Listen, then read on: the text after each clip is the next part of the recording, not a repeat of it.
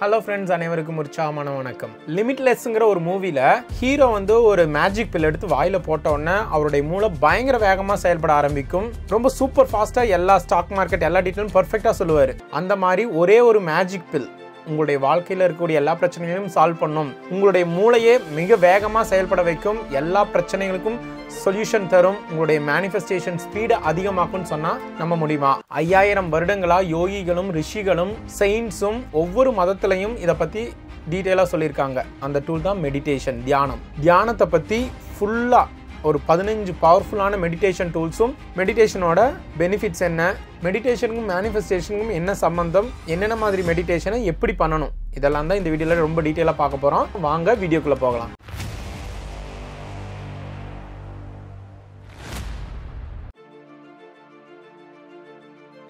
எதுக்கு மெடிடேஷனை ப்ராக்டிஸ் பண்ண சொல்லி இவ்வளோ தீவிரமாக எல்லாரும் வலியுறுத்துறாங்கன்னா, மெடிடேஷனில் எக்ஸ்பர்ட் ஆகிறதுக்கு இல்லை. நம்ம மெடிடேஷனை ஃபுல்லாக கற்றுக்கிட்டு போய் இமயமலையில் போய் உட்காந்து யோகி ஆகிறதுக்காக நம்ம ப்ராக்டிஸ் பண்ணுறதில்ல. நம்மளுடைய வாழ்க்கையில் எக்ஸ்பர்ட் ஆகிறதுக்காக, உங்கள் வேலையில், வியாபாரத்தில், உறவு முறைகளில் முன்னேற்றத்தை கொண்டு வர்றதுக்கு தான் இந்த தியான முறைகள் எல்லாம் பயன்படுது. நீங்கள் இந்த தியானத்தை ரெகுலராக பண்ணும்போது கிரியேட்டிவிட்டி கிடைக்கும். உங்களுடைய தொழிலில் புது புது ஐடியாஸ் ஜென்ரேட் ஆகும். இன்ட்யூஷன், உள்ளுணர்வில் அந்த பிரபஞ்சம் உங்களோட கம்யூனிகேட் பண்ணும். இதுவரைக்கும் உங்களுடைய பிரச்சனைகளுக்கு தெரியாத, கண்ணுக்கு தெரியாத தீர்வுகள் திடீர்னு தெரியும். இவ்வளோ நாள் எனக்கு இதை பற்றி யோசிச்சிட்டே இருந்தேனே, இது கிடைக்கலையே, ஆனால் இப்போ எனக்கு கிடைச்சிருக்கு. மெடிடேஷனில் உட்காரும்போது உங்களுக்கு அதற்கான வழிகள் கிடைக்கும். ஏற்கனவே சொன்ன மாதிரி பர்ஃபெக்டாக ஃபோக்கஸ் பண்ணுவீங்க. உங்கள் வேலையிலையும் சரி, எந்த ஒரு விஷயம் எடுத்தாலும் 100% கவனத்தோட செய்வீங்க. கான்சென்ட்ரேஷன் பவர் அதிகமாக இருக்கும். ஒரு விஷயத்தை கற்றுக்கும் போது வேகமாக கற்றுக்குவீங்க. ஞாபக சக்தி அதிகமாக இருக்கும். மெயினாக உங்களுக்கு என்ன வேணுங்கிற அந்த தெளிவு இருக்கும். மேனிஃபெஸ்டேஷனில் நிறைய பேருக்கு ஏன் அதை ஆசைப்படுறத அச்சீவ் பண்ண முடியறதில்ல அப்படின்னா, நிறைய பேருக்கு என்ன ஆசைப்படுறோங்கிற தெளிவே இருக்கிறதில்ல. அதனால உங்களுடைய ஈர்ப்பு விதி பயணத்தில் எது வேணுங்கிற தெளிவு உங்களுக்கு கிடைக்கும். அடுத்தது ஏஜிங் ஸ்லோ டவுன் ஆகும். உதாரணத்துக்கு நீங்கள் ரெகுலராக மெடிடேஷன் ப்ராக்டிஸ் பண்ணிட்டு இருக்கீங்க. உங்களுக்கு ஒரு 50 வயது அப்படின்னா, உங்களை பார்த்தா ஒரு 40 வயது இல்லை 35 வயது தோற்றம் தான் இருக்கும். ரிவர்ஸ் ஏஜிங்னு சொல்லுவாங்க. எப்பயும் இளமையோட, முகப்பொலிவோட இருப்பீங்க, தேஜஸோட இருப்பீங்க. முக்கியமானது உங்களுடைய நோய் எதிர்ப்பு திறன் அதிகமாக இருக்கும். அடுத்தது ஒவ்வொரு மெடிடேஷனையும் எப்படி பண்ணுறது, 15 பவர்ஃபுல்லான மெடிடேஷனை பார்க்க போகிறோம். உங்களுக்கு எது பயன் தரும்னு நீங்கள் நம்புறீங்களோ அதை முயற்சி பண்ணி பாருங்கள். கண்டிப்பாக உங்களுடைய மேனிஃபெஸ்டேஷன் ஜேர்னியில் இது வரைக்கும் இப்படி போட்டிட்டு இருந்ததில் சடனாக ஒரு ஸ்பைக்கு பார்ப்பீங்க. தொடர்ந்து ஒரு 30 நாள் இந்த தியான முறைகள்லாம் பயிற்சி பண்ணுங்கள். கண்டிப்பாக ஈர்ப்பு விதி உங்களுக்கு வேகமாக செயல்படும். மெடிடேஷனுக்கும் லா ஆஃப் அட்ராக்ஷனுக்கும் என்ன சம்பந்தம்? லா ஆஃப் அட்ராக்ஷனாக என்னன்னு நம்ம எல்லாருக்குமே பேசிக் கான்செப்ட் தெரியும். நம்ம எந்த ஃப்ரீக்வன்சியில் வைப்ரேட் ஆகிறோமோ அந்த ஃப்ரீக்வன்சியில் இருக்கக்கூடிய விஷயங்களை அட்ராக்ட் பண்ணுவோம். ஆனால் இங்கே என்ன பிரச்சனை அப்படின்னா, நம்மளால் எப்பயுமே அந்த ஹை ஃப்ரீக்வன்சியில் மெயின்டைன் பண்ண முடியறதில்ல. காலையில் எந்திரிச்சு ஒரு 10 நிமிஷம் super, today is my day அப்படின்னு பவர்ஃபுல் அஃபர்மேஷன் சொல்லிவிட்டு ஃபோன் எடுத்து பார்த்து, நியூஸை பார்த்து, வாட்ஸ்அப்பை பார்த்து, ஃபேஸ்புக், இன்ஸ்டாகிராம்னு மற்றவங்களோட போஸ்டெல்லாம் பார்த்து நம்ம மைண்ட் அப்படியே அப்செட் ஆகுது. மற்றவங்களுக்கெல்லாம் ஆசைப்படுறது எல்லாமே கிடைக்குது, நமக்கு எதுவுமே நடக்க மாட்டேங்குது அப்படின்னு உடனே டவுன் ஆயிடுறோம். நம்மளால் அந்த ஹை வைப்பில் மெயின்டைன் பண்ண முடியறதில்ல. அதே மாதிரி விஜுவலைசேஷன் பண்ணும்போது மற்ற டைம்லையும் நம்மளுடைய எனர்ஜியை ஃபோக்கஸ் பண்ண முடியறதில்ல. நம்ம எல்லாருக்கும் தெரியும், where your attention goes energy flows. எங்கே நம்ம கவனத்தை செலுத்துகிறோமோ அதுதான் நம்ம வாழ்க்கையில் இன்னும் அதிகமாகும். அந்த ஃபோக்கஸ் பண்ண முடியறதில்ல. அந்த ஃபோக்கஸை இன்க்ரீஸ் பண்ணுறதுக்கு இந்த தியானம் ரொம்ப உதவிகரமாக இருக்கும். குறிப்பாக டாக்டர் ஜோ டிஸ்பென்ஸா இந்த மெடிடேஷனை யூஸ் பண்ணி ஒவ்வொரு வாரமும் பல மிராக்கிள்ஸை கிரியேட் பண்ணிட்டு இருக்காரு. உதாரணத்துக்கு அவர் சொல்கிறாரு, இந்த மெடிடேஷனால் குருடர்கள் பார்க்குறாங்க, செவிடர்கள் கேட்குறாங்கன்னு ஜீசஸ் சொன்ன மாதிரி சொல்லிட்டு இருக்காரு.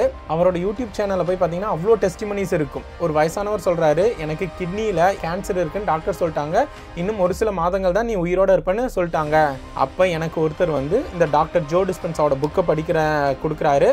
அந்த மெடிடேஷன் கிளாஸில் இந்த டாக்டர் ஜோ டிஸ்பென்ஸாட்ட நிறைய விஷயங்கள் கற்றுக்கிட்டு அதை 1 மாதம் தீவிரமாக டெய்லியும் ப்ராக்டிஸ் பண்ணுறாரு.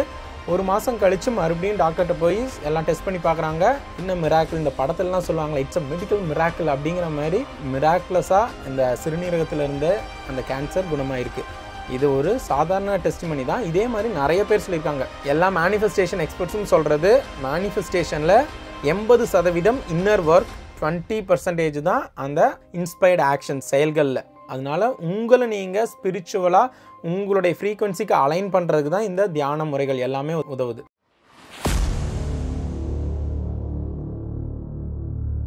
முதல் மெடிடேஷன் ப்ரீத்திங் மெடிடேஷன். யோகிகள் சொல்கிற ஒரு சீக்ரெட் ஃபார்முலா என்னென்னா, ஒரு மனுஷனுடைய வாழ்நாள் வந்து அவன் எத்தனை நாள் எத்தனை வருடங்கள் வாழ்ந்தான் அப்படிங்கிறது கணக்கு இல்லை, அவன் எத்தனை முறை சுவாசித்தான் அதுதான் கணக்கு. உதாரணத்துக்கு உங்களுக்கு 1,00,000 முறை தான் சுவாசிக்க முடியும், அதுக்கப்புறம் செத்து போயிடுவீங்க அப்படின்னு சொன்னால் அந்த 1,00,000 சுவாசத்தை எவ்வளோ கவனமாக எவ்வளோ ஆழமாக நீங்கள் ப்ரீத் பண்ணுவீங்க. ஒவ்வொரு ப்ரீத்திங்கையும் ரொம்ப கேர்ஃபுல்லாக ரொம்ப டீப்பாக நம்ம ப்ரீத் பண்ணுவோம். உங்களுடைய அவேர்னஸ் அதிகமாக்கிறதுக்கு இந்த ப்ரீத்திங் வந்து பேசிக் பட் பவர்ஃபுல்லான டெக்னிக். நீங்கள் எப்பெல்லாம் அந்த மேனிஃபெஸ்டேஷன் ஜேர்னியில் தடுமாறுறீங்களோ, உணர்வு நிலையில் கவனம் இல்லாமல் இருக்கிறீங்களோ, அந்த பதட்டம், ஆன்சைட்டி, கோபம், ஃப்ரஸ்ட்ரேஷன்லாம் வரும்போது இந்த ப்ரீத்திங்கை ட்ரை பண்ணுங்கள். கண்டிப்பாக இம்மீடியட்டாக அந்த ஷிஃப்ட், அந்த மாற்றத்தை உணர்வீங்க. கண்களை மூடி ஜஸ்ட்டு உங்களுடைய சுவாசத்தை மட்டும் கவனிக்கிறீங்க. நல்லா ஆழமாக மூச்சை உள்ளே இழுத்து வெளியில் விடுறீங்க. உங்களுடைய அந்த சுவாசத்தோட ஏற்ற இறக்கத்தில் கவனம் செலுத்தும் போது உங்களுடைய அந்த எண்ணங்களில் கவனம் போகாது. ஐயோ இன்னைக்கு இந்த கடன் கட்டணுமே, இல்லை இவனை போய் பார்க்கணுமே, தேவையில்லாத எண்ணங்கள் ஒரு ரேடியோ ஓடிட்டே இருக்கும். அந்த எண்ணங்களை ஆஃப் பண்ணுறது இல்லை, அதை கம்மி பண்ணி இந்த சுவாசத்தில் கவனம் செலுத்தும் போது உங்களுடைய கவனத்தை இங்கே கொண்டு வரீங்க.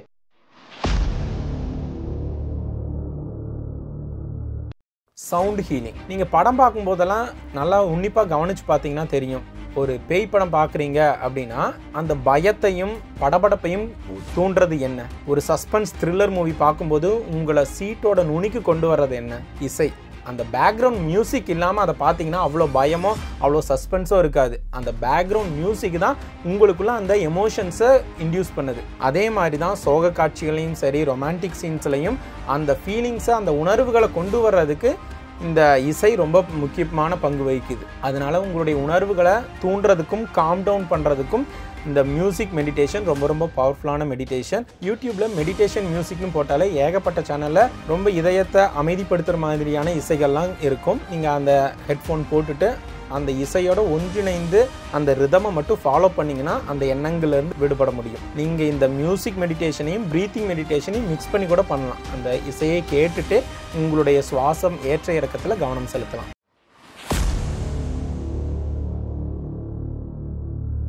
அடுத்தது மந்த்ரா மெடிடேஷன். ஓம், ஆமேன், ஆமீன் இது எல்லாமே ஹை ஃப்ரீக்வன்சி வேர்ட்ஸ். இதை நீங்கள் யூஸ் பண்ணலாம். இல்லைன்னா ஜென்ரலான வார்த்தைகள், வாழ்க வளமுடன், பீஸ், அமைதி, இந்த மாதிரி வார்த்தைகளை அப்படியே ரிப்பீட் பண்ணுறது தான் மந்த்ரா மெடிடேஷன். உங்களுக்கு எந்த வார்த்தை ரொம்ப பிடிச்சிருக்கோ அந்த வார்த்தையிலேயே அப்படியே மூழ்கி அதோட ஃப்ரீக்வன்சியில் ஐக்கியமாகி சொல்கிறது தான் மந்த்ரா மெடிடேஷன். இந்த 3 மெடிடேஷன் பண்ணும்போதும் உங்களுடைய முதுகு தண்டுவடம் ஸ்ட்ரைட்டாக இருக்கிற மாதிரி கால் மடித்து உட்கார முடிஞ்சால் கால் மடித்து உட்காந்துக்கோங்க. இல்லைனா ஒரு சேரில் கம்ஃபர்டபுளான பொசிஷனில், ஆனால் பேக் போன் ஸ்ட்ரைட்டாக இருக்கிற மாதிரி பார்த்துக்கோங்க.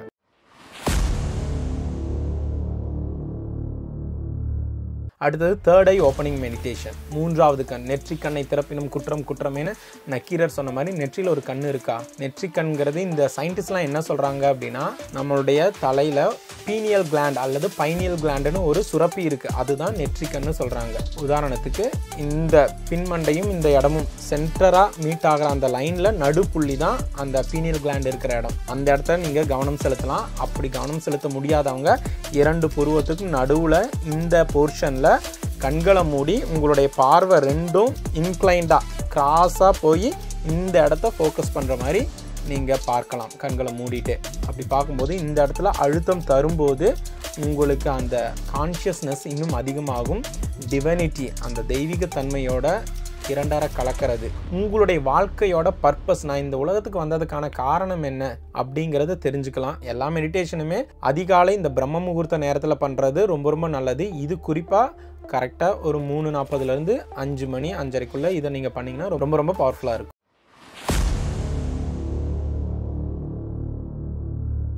அடுத்தது மைண்ட்ஃபுல்னஸ் மெடிடேஷன். அதாவது எந்த வேலையை செஞ்சாலும் அதுலேயே 100% முழுக்க தன்னை ஈடுபடுத்தி செய்கிறது.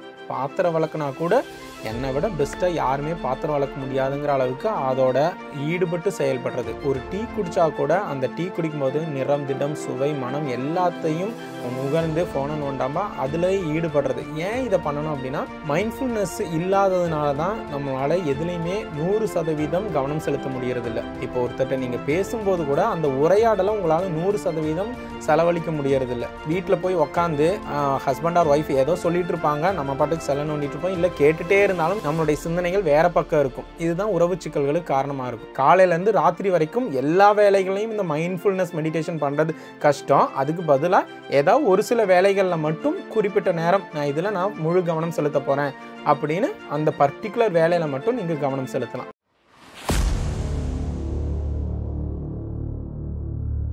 அடுத்தது ஹோஓபோனோபோனோ மெடிடேஷன். உங்களுக்கு எதை அச்சீவ் பண்ணணுமோ, மணினா மணி, இல்லை உறவு முறைனா இந்த பர்டிகுலர் பர்சன் அவங்களோட பேரை சொல்லி, இல்லைனா பணம், வீடு இதெல்லாம் சொல்லி, example my dear money, I am sorry, please forgive me, I love you, thank you, at least ஒரு 25 முறை சொல்லலாம்.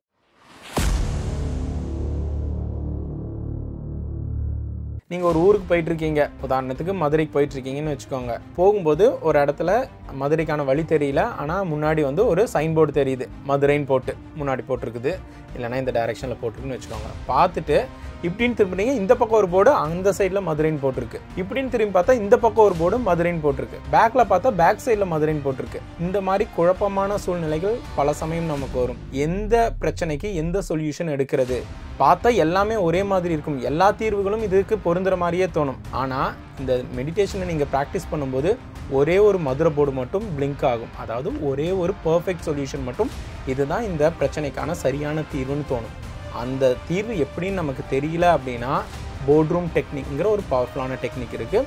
உங்கள் துறையில் எந்த பிரச்சனைக்கு தீர்வு வேணுமோ அந்த பிரச்சனையை யார் தீர்க்க முடியும்னு நினைக்கிறீங்களோ, உதாரணத்துக்கு உங்களுக்கு பிடிச்ச கடவுள்கள், இல்லை உங்களுக்கு பிடிச்ச மென்டார்ஸ், இறந்து போன பெரிய தலைவர்கள், அந்த துறையில் சாதித்த தலைவர்கள், இல்லை இப்போ உயிரோடு இருக்கிறவங்கனாலும் சரி, இந்த போர்ட் ரூமில் நீங்கள் மெயினாக போர்ட் ரூமில் உட்காந்துருக்கிற மாதிரி கற்பனை பண்ணிவிட்டு அந்த போர்ட் ரூம்குள்ளே அந்த நபர்கள்லாம் இருக்கிற மாதிரி நீங்கள் விஷுவலைஸ் பண்ணி பாருங்கள். அடுத்தது உங்களுடைய பிரச்சனையை அவங்கள்ட்ட நீங்கள் சொல்கிறீங்க, அதுக்கு ஒவ்வொருத்தரும் அவங்களுடைய தீர்வுகளை சொல்கிறாங்க. அதுக்கப்புறம் முடிவு பண்ணி நீங்கள் இந்த பிரச்சனைக்கு இந்த சொல்யூஷன் கரெக்டாக இருக்குமான்னு கேட்குறீங்க, எல்லாரும் இது கரெக்டாக இருக்குன்னு சொல்கிறாங்க. அது மாதிரி நீங்கள் விஷுவலைஸ் பண்ணும்போது உங்களுடைய பிரச்சனைக்கான தீர்வு கண்டிப்பாக கிடைக்கும். இது எப்பப்பெல்லாம் உங்களுக்கு ஒரே கன்ஃபியூஸ்டு ஸ்டேட்டாக இருக்குது, அடுத்து எந்த முடிவு எடுக்கிறதுன்னு தெரியலங்கும்போது இந்த மெடிடேஷன் டெக்னிக்கை ட்ரை பண்ணுங்கள், கண்டிப்பாக யூஸ்ஃபுல்லாக இருக்கும்.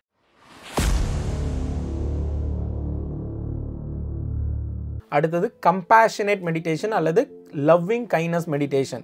இது ஆரம்பத்தில் கொஞ்சம் கஷ்டமாக இருக்கும். உதாரணத்துக்கு யார் மேலேயாவது ரொம்ப மனக்கசப்போடு இருக்கீங்க அப்படின்னா அவங்கள சூஸ் பண்ணிக்கோங்க. இந்த மெடிடேஷனுக்கு மனக்கண்ணில் அவங்கள கொண்டு வரணும். பரம விரோதியாக கூட இருக்கலாம், இல்லை இவன் இப்படி பண்ணிட்டானேன்னு உள்ள மனசுக்குள்ளே இவனை பார்த்தாலே இவனை மட்டும் என் வாழ்க்கையில் சந்திச்சிடவே கூடாது அப்படிங்கிற அளவுக்கு ஒரு கொலவெறியோடு இருப்பீங்க இல்லையா, அந்த மாதிரி யாராவது இருந்தால், இல்லைன்னா ரொம்ப சந்தோஷம். அப்படி இருந்தால் இந்த மெடிடேஷனை கண்டிப்பாக நீங்கள் ட்ரை பண்ணணும். ஏன் அப்படின்னா இந்த ஃபர்கிவ்னஸ் இல்லாதது தான் இன்றைக்கி நிறைய பிரச்சனைக்கு காரணம். மேனிஃபெஸ்டேஷன் நடக்காததுக்கு காரணம் உங்களுக்குள்ள அந்த கடுமையான உள்ளம். ஒருத்தரை மன்னிக்க முடியல அப்படின்னாவே பிரபஞ்சம் உங்களுக்கு தர்றது தாமதமாகும். உங்களுக்கு இது வரைக்கும் ஏதோ ஒரு விஷயம் மேனிஃபெஸ்ட் பண்ண முடியாமல் தவிச்சிட்டே இருக்கீங்கன்னா இதை நீங்கள் கண்டிப்பாக அனலைஸ் பண்ணி பாருங்கள். என் வாழ்க்கையில் நான் யார் மேலேயாவது ரொம்ப கோபமாக இருக்குன்னா, யாரையாவது மன்னிக்காமல் இருக்கனா, அதை மட்டும் பண்ணுங்கள், அந்த மேனிஃபெஸ்டேஷன் கண்டிப்பாக நடக்கும். எப்படி பண்ணணும் அப்படின்னா கண்ணை மூடி உக்காந்துக்கோங்க. ஒரு 10 நிமிஷம் ரிவர்ஸில் நீங்கள் கவுண்ட் பண்ணலாம். 10லேருந்து 1 வரைக்கும் ரிவர்ஸில் கவுண்ட் பண்ணிவிட்டு உங்களுக்கு முன்னாடி அந்த நபர் யார் மேலே கோபத்தோடு இருக்கிறீங்களோ அந்த நபர் உட்காராங்க. அவங்கள நீங்கள் மனதார மன்னிக்கிறீங்க. மனதார மன்னிச்சுட்டு அவங்கள பார்த்து ஸ்மைல் பண்ணுறீங்க. நீங்கள் எவ்வளோ பெரிய தப்பு பண்ணியிருந்தாலும் அது எனக்கு பெருசாக நான் எடுத்துக்கல அப்படின்னு நீங்கள் அவங்கள மன்னிக்கிற மாதிரி கற்பனை பண்ணி பாருங்கள். இப்படி நீங்கள் ரெகுலராக பண்ணும்போது உங்களுடைய அந்த மேனிஃபெஸ்டேஷன் தடைப்பட்டிருக்கிற அந்த விஷயம் கண்டிப்பாக உங்களால் மேனிஃபெஸ்ட் பண்ண முடியும்.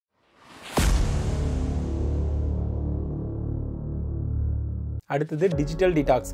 ஒரு நாளையில் சராசரியே எவ்வளோ நேரம் நீங்கள் மொபைல் ஃபோன்ஸு இல்லை கம்ப்யூட்டர், லேப்டாப், இன்டர்நெட்லாம் யூஸ் பண்ணுறீங்கன்னு பாருங்கள். இந்த டெக்னாலஜி எல்லாம் கத்தி மாதிரி, அதை வச்சு ஒருத்தரை கொலை பண்ணுறதுக்கும் பயன்படுத்தலாம், இல்லைனா ஒருத்தரை அறுவை சிகிச்சை பண்ணி அவரோட உயிரை காப்பாற்றலாம். அதே மாதிரி தான் இந்த டெக்னாலஜியை நம்ம நல்ல வழியில் செலவு பண்ணுறோமா, இல்லைனா சோஷியல் மீடியா, என்டர்டெயின்மெண்ட்டுன்னு தேவையில்லாத விஷயங்களுக்கு பயன்படுத்துகிறோமா. மாதத்தில் ஒரே ஒரு நாள் எந்த ஒரு டெக்னாலஜியுமே இல்லாமல் முழுக்க முழுக்க ஃபேமிலி கூட, நண்பர்கள் கூட நேரத்தை செலவு பண்ணுங்க. இதுதான் டிஜிட்டல் டீடாக்ஸ்.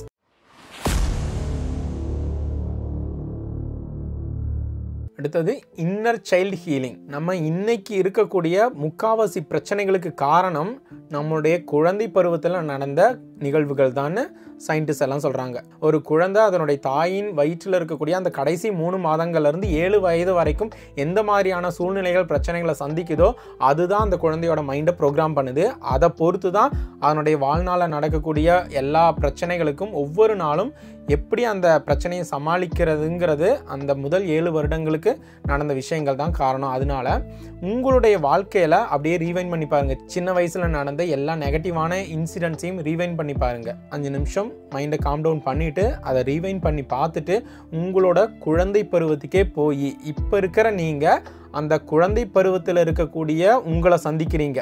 அந்த குழந்தை பருவத்தில் இருக்கக்கூடிய உங்களை சந்தித்து ஆல் இஸ் வெல், எல்லாம் சரியாயிரும். அந்த மனக்காயத்தை போக்குறீங்க. அந்த குழந்தை மனதிலிருந்து அந்த மனக்காயத்தை போக்கிட்டீங்க அப்படின்னா இன்னைக்கு இருக்கக்கூடிய பிரச்சனைகளை ரொம்ப எளிமையாக கையாளலாம். இதுதான் இன்னர் சைல்டு மெடிடேஷன்னு இந்த மேனிஃபெஸ்டேஷன் எக்ஸ்பர்ட்ஸ் எல்லாம் சொல்கிறாங்க.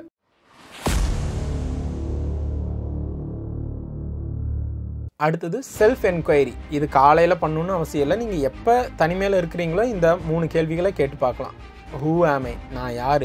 இந்த பேருங்கிறது நானா, இல்லை இந்த உடல்ங்கிறது நானா, இல்லை எனக்குள்ளே ஏற்படக்கூடிய அந்த சிந்தனைகள் தான் நானா, இதெல்லாம் தாண்டி இல்லை என்னுடைய ஆன்மா தான் நானா, உண்மையில் நான் யார்? ஹூ ஆம் ஐ? இந்த கேள்வியை உங்களுக்குள்ள அடிக்கடி கேட்டுகிட்டே இருங்க. 2வது கேள்வி, ஒய் ஆம் ஐ ஹியர்? இப்போ ஒரு இடத்துல இருக்கீங்க, ஒரு மாலில் இருக்கீங்கன்னா இப்போ இந்த இடத்துல நான் எதுக்கு இருக்கேன்? இந்த இடத்துல ஏதாவது பிரபஞ்சம் என் கூட தொடர்பு கொள்ள இல்லை யாரையாவது சந்திக்க என்ன இங்கே கொண்டு வந்திருக்கா? அந்த விழிப்புணர்வை அதிகமாக்குங்க. 3வது question, what is the purpose of my life? என்னுடைய வாழ்க்கையின் நோக்கம் அல்லது என்னுடைய வாழ்க்கைக்கான காரணம் என்ன? என்னுடைய வாழ்க்கைக்கான அர்த்தம் என்ன? நம்ம எல்லாருக்குமே ஏதோ ஒரு ப்ராஜெக்ட், ஒரு அசைன்மெண்ட் கொடுக்கப்பட்டிருக்கு. மக்களுக்கு என்னால் எதை கொடுக்க முடியும்? அடுத்தவங்களுக்கு கொடுக்க என்கிட்ட என்ன திறமை இருக்குது? என்ன கிஃப்ட் எனக்குள்ளே இருக்குது? இதெல்லாம் உங்களை நீங்களே ஆராய்ச்சி பண்ணி பாருங்கள். இந்த 3 கேள்விகளையும் அடிக்கடி நேரம் கிடைக்கும்போது இதை உங்களுக்குள்ளே கேள்வி கேட்டு பாருங்கள்.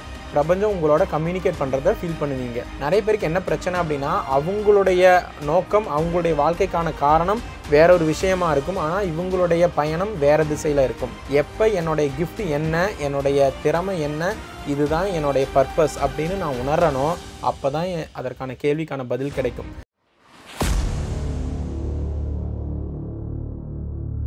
அடுத்தது யோக நித்ரா. இதை நீங்கள் பெட்டில் படுத்துக்கிட்டே நீங்கள் விஷுவலைஸ் பண்ணி பார்க்கலாம். கால் பகுதியிலேருந்து தலை வரைக்கும் ஒவ்வொரு பார்ட்டாக ஸ்கேன் பண்ணி பார்க்கறது. காலை ஸ்கேன் பண்ணி அதை ரிலாக்ஸ் பண்ணுறது. அடுத்தது அப்படியே ஒவ்வொரு போர்ஷனாக உடலில் இருக்கக்கூடிய ஒவ்வொரு உறுப்புகளையும் நம்ம ஸ்கேன் பண்ணி ரிலாக்ஸ் பண்ணுறது தான் இந்த யோக நித்ரா மெடிடேஷன் முறை. இந்த யோக நித்ரா எதுக்கு பண்ணணும் அப்படின்னா நிறைய பேருக்கு படுத்தோன்னா தூக்கமே வராது. இருக்கிற எல்லா பிரச்சனையும் மண்டையில் போட்டு அந்த நேரத்தில் தான் குழப்பிட்டு இருப்பாங்க. இந்த யோக நித்ராவை நீங்கள் பண்ணும்போது உடலில் இருக்கக்கூடிய ஒவ்வொரு செல்லும் அமைதியாகும். அப்போ உங்களுக்கு சீக்கிரம் தூக்கம் வந்துடும். இது ரொம்ப ரொம்ப பவர்ஃபுல்லான டெக்னிக். யாரெல்லாம் தூக்கமின்மையினால் அவஸ்தைப்படுறீங்களோ கண்டிப்பாக இது உங்களுக்கு ஒர்க் அவுட் ஆகும்.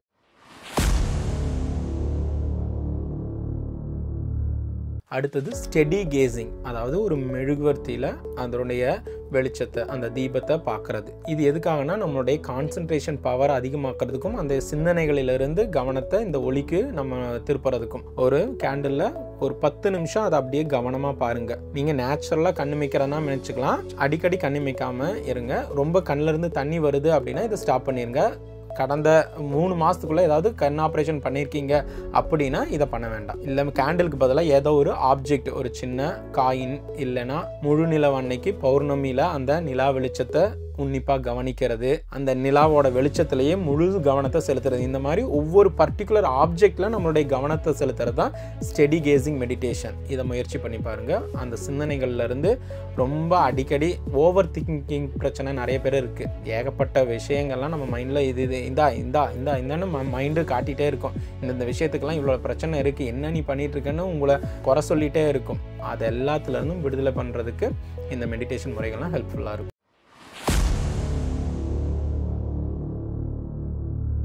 அடுத்தது வாக்கிங் மெடிடேஷன். தினமும் காலையில் ஒரு 10 நிமிஷம் வெறும் காலில் அந்த நிலத்தோட தொடர்பு ஏற்படுத்துறது. இது கிரவுண்டிங்னு சயின்டிஸ்ட் சொல்கிறாங்க. உங்களுடைய முழு கவனமும் அந்த நடக்கிறது மேலே மட்டும்தான் இருக்கணும். வெறுங்காலம் அப்படியே நடந்துட்டு ஒரு 10 நிமிஷம் அந்த இயற்கையான காற்றை சுவாசிச்சுட்டு வாங்க. இல்லை பக்கத்தில் பீச் இருந்தால் பீச்சில் வெறும் காலம் நடந்தாலும் சரி. இந்த இயற்கையான சூழல் எதுவுமே இல்லைன்னா கண்ணை மூடி உக்காந்து ஒரு மலை உச்சியில் உட்காந்து தியானம் பண்ணுற மாதிரி, இல்லை கடற்கரையில் அந்த மணலில் உட்காந்து தியானம் பண்ணுற மாதிரி, இல்லை அந்த கடற்கரையில் நடந்துகிட்டே தியானம் பண்ணுற மாதிரி நீங்கள் கற்பனை பண்ணி பார்த்துட்டு இந்த தியான முறையை பயிற்சி பண்ணலாம்.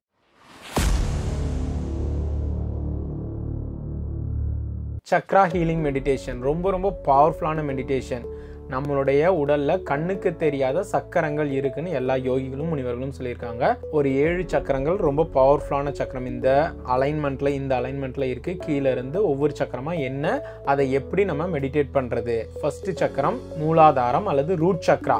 நம்மளுடைய முதுகுத்தண்டோட அடியில் இருக்கக்கூடிய சக்கரம் தான் மூலாதார சக்கரம். இது எப்படி நீங்கள் ப்ராக்டிஸ் பண்ணணும்னா, கண்ணை மூடிட்டு ஒவ்வொரு சக்கரமாக விஷுவலைஸ் பண்ணி அதுக்கு ஒரு கலர் சொல்லியிருக்காங்க. அந்த கலரில் ஒரு சக்கரம் இல்லை அந்த கலரில் ஒரு பால் அந்த இடத்துல இருக்கிற மாதிரி விஷுவலைஸ் பண்ணிவிட்டு ஒரு பர்டிகுலர் வேர்டு சொல்கிறாங்க. அந்த வேர்டை நீங்கள் எப்படி ஓம் சொல்லுவீங்க அந்த மாதிரி கொஞ்சம் இழுத்து சொல்லணும். ஒவ்வொரு சக்கரமும் ஒரு பர்டிகுலர் வார்த்தை இருக்குது. ரூட் சக்கரா அல்லது மூலாதாரம் சக்கரம் கலர் ரெட் கலர் பால் இருக்கிற மாதிரி கற்பனை பண்ணிக்கிட்டு அதுக்கு சொல்லக்கூடிய வார்த்தை லாம், LAM சொல்லும்போது லாம் அப்படி இழுத்து சொல்லுங்க.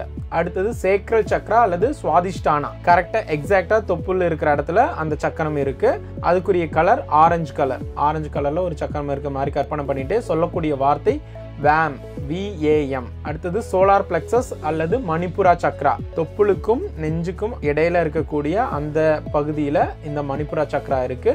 அதுக்குரிய கலர் மஞ்சள். சொல்லக்கூடிய வார்த்தை ராம், RAM. அடுத்தது இதயம் இருக்கிற இடத்துல ஹார்ட் சக்ரா அல்லது அனஹதா சக்ரா. கலர் கிரீன் கலர், பச்சை கலர்ல ஒரு பால் இருக்கிற மாதிரி கற்பனை பண்ணிட்டு சொல்ல வேண்டிய வார்த்தை யாம், YAM. அடுத்தது இந்த இடத்துல த்ரோட் சக்ரா அல்லது விஷுத்தா, லைட் ப்ளூ கலர்ல பால் இருக்கிற மாதிரி கற்பனை பண்ணிட்டு சொல்ல வேண்டிய வார்த்தை ஹாம், HAM. அடுத்தது இந்த இடத்துல ஆக்ன சக்ரா அல்லது third eye chakra, dark blue colour ball இருக்கிற மாதிரி கற்பனை பண்ணிட்டு சொல்ல வேண்டிய வார்த்தை ஆம், AUM. அடுத்தது கிரவுன் சக்ரா, தலைக்கு லைட்டா மேல இருக்கிற மாதிரி வயலட் அல்லது பர்பிள் கலர் பால் அல்லது வீல் ரொட்டேட் ஆகிட்டே இருக்கிற மாதிரி சொல்ல வேண்டிய வார்த்தை ஓம். இந்த சக்ரா ஹீலிங் மெடிடேஷனை நீங்கள் ரெகுலராக ப்ராக்டிஸ் பண்ணும்போது உங்களுடைய வாழ்க்கை ரொம்ப அற்புதமாக மாறும். ஏன்னா இந்த சக்கரங்கள் வழியாக தான் அந்த பிரபஞ்ச ஆற்றல் குண்டலினி சக்தி அப்படின்னு சொல்லுவாங்க, அந்த குண்டலினி சக்தி செயல்படுது. இந்த ஒவ்வொரு சக்கரமும் அலைன்மெண்ட்ல இல்லை அப்படின்னா அந்த எனர்ஜி ஆற்றல் ப்ராப்பராக போகாது. நம்மளுடைய வாழ்க்கையிலையும் நமக்கு வேணுங்கிற ஆசைப்படுற அந்த மேனிஃபெஸ்டேஷன் சரியாக நடக்காது. அதனால இந்த சக்ரா ஹீலிங் மெடிடேஷனை ரெகுலராக ப்ராக்டிஸ் பண்ணுங்க. கண்டிப்பாக உங்கள் வாழ்க்கையில் மிராக்கிள் நடக்கும். இன்னைக்கு நிறைய பேருக்கு ஆப்பிள் ஃபோன்னா ஒரு கிரேஸு. மற்ற ஃபோனை விட இந்த ஆப்பிள் ஃபோன் வச்சுருந்தா தானே ஒரு கெத்து அப்படின்னு சொல்லுவாங்க. ஆனால் அந்த ஆப்பிள் கம்பெனியோட ஓனர் ஸ்டீவ் ஜாப்ஸ் ஒவ்வொரு நாளும் மெடிடேஷனையும் மைண்ட்ஃபுல்னஸையும் ரொம்ப தீவிரமாக ரெகுலராக ப்ராக்டிஸ் பண்ணிட்டு இருந்திருக்காரு. தன்னுடைய இறுதி காலங்களில் தன்னுடைய ஐபேடில் ஒரே ஒரு புக்கை மட்டும்தான் வச்சு படிச்சுட்டு இருந்திருக்காரு. அந்த புக் என்ன அப்படின்னா ஒரு யோகியின் சுயசரிதம். பரமஹம்ச யோகானந்தர் எழுதின இந்த புக்கை வச்சு தான் படிச்சுட்டு இருக்காருன்னு அவருடைய அசிஸ்டன்ட் சொல்லியிருக்காரு. அவர் இறந்ததுக்கு அப்புறம் அந்த இறுதி சடங்குல வந்த எல்லாருக்கும் இந்த புத்தகத்தோட ஒரு காப்பி கொடுக்கப்பட்டிருக்கு. பில்கேட்ஸ்ல இருந்து அங்க வந்திருக்கிற எல்லாருக்குமே இந்த புத்தகம் தான் கொடுத்திருக்காங்க. ஓகே, அடுத்து அப்படியே நம்ம சீக்ரெட் மூவில வந்த பவர்ஃபுல் மேனிஃபெஸ்டேஷன் டீச்சர் பாப் ப்ராக்டரோட ஒரு வீடியோல எதாச்சும் நான் பார்க்கும்போது பார்த்தேன். அவருடைய புக் ஷெல்ஃப்ல ஃபோக்கஸ் பண்ணி காட்டுறாங்க. அதுக்கப்புறம் கேமராவை திருப்பும்போது தனியாக ஒரே ஒரு புக்கு வச்சிருக்காங்க. அவருக்கு பின்னாடி இருக்கிற ஒரு டேபிளில் வச்சிருக்காரு.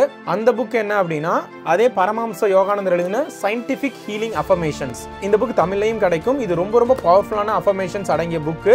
எல்லா துறையிலையும் சாதித்த நபர்கள் இந்த தியானத்தை தன்னுடைய தினசரி வாழ்க்கையில ஒரு அம்சமா பயன்படுத்தியிருக்காங்க. இந்த மெடிடேஷன் பத்தி ஒரு தவறான மித்து இருக்கு.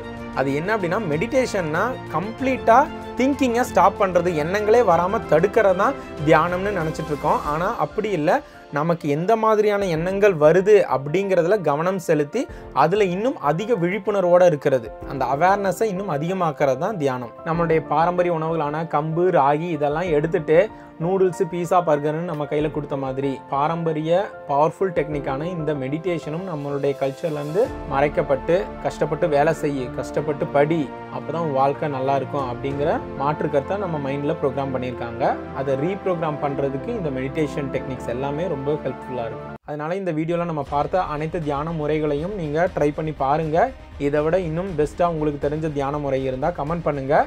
டெய்லி அட்லீஸ்ட் 10 நிமிஷமாவது ஏதாவது ஒரு மெடிடேஷன் டெக்னிக்கை ட்ரை பண்ணுங்கள். கண்டினியூஸாக 28 நாட்கள் ட்ரை பண்ணும்போது அது உங்களுடைய ஹேபிட்டாக உங்களுடைய மைண்ட்லையும் உடல்லையும் ப்ரோக்ராம் ஆகும். இது எல்லாமே ஆப்ஸ் மாதிரி. ஃபோனில் என்னென்ன வேணுங்கிற ஆப்ஸை இன்ஸ்டால் பண்ணுறோமோ அதே மாதிரி தான் நம்மளுடைய வாழ்க்கையிலையும் நமக்கு வேணுங்கிற ஹேபிட்ஸை, நம்மளுடைய பழக்கத்தை இன்ஸ்டால் பண்ணணும். இந்த வீடியோ உங்களுக்கு கண்டிப்பாக பயனுள்ள விதத்தில் இருந்திருக்குன்னு நான் நம்புகிறேன். அப்படி இருந்தால் like or comment or share பண்ணுங்கள். இன்னொரு அமேசிங் கான்செப்டோட இன்னொரு வீடியோவில் உங்களை சந்திக்கிறேன். நன்றி.